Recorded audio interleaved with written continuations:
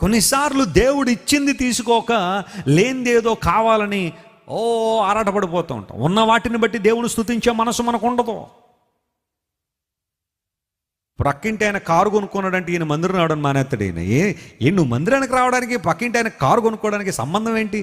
దేవుడు వాళ్ళని ఆశీర్వదిస్తారు కానీ మమ్మల్ని ఆశీర్వదించడండి. మేము 10 సంవత్సరాల నుండి స్ప్లెండర్ బైక్ మీద ఉండిపోయామండి, వాళ్ళు అప్పుడే కారు కొనేశారండి. కంగారు పడుకుని నీ సమయం వచ్చిన దేవుడు నిన్ను కూడా ఆశీర్వదిస్తాడు. కారు మీద వచ్చినా, మందిరానికి బైక్ మీద వచ్చినా వినేది అదే వాక్యంగా, నువ్వు చేసే ఆరాధన అదే కదా, దేవుని స్తుతించే విధానం అదే కదా. లేని వాటిని చూసి కృంగిపోవద్దు, లేని వాటిని చూసి అధైర్యపడద్దు, లేని వాటిని చూసి బాధపడద్దు.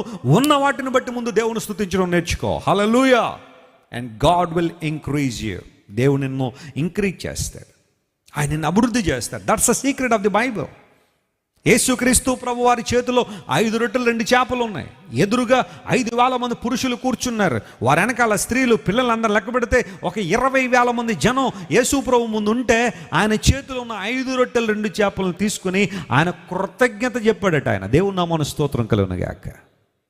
కృతజ్ఞత చెప్పాడట ఆయన.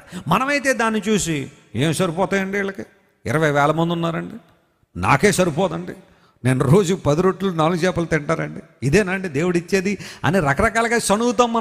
మనం ఎప్పుడు కూడా రిసోర్సెస్ వైపు చూస్తూ ఉంటాం, మన వనరుల వైపు చూసి నిరుత్సాహపడుతుంటాం. కానీ వనరులను అభివృద్ధి చేయగలిగే దేవుని వైపు చూస్తే అసాధారణ అద్భుతాలు చూస్తావు. దేవుని నామమున స్తోత్రం కలుగునుగాక.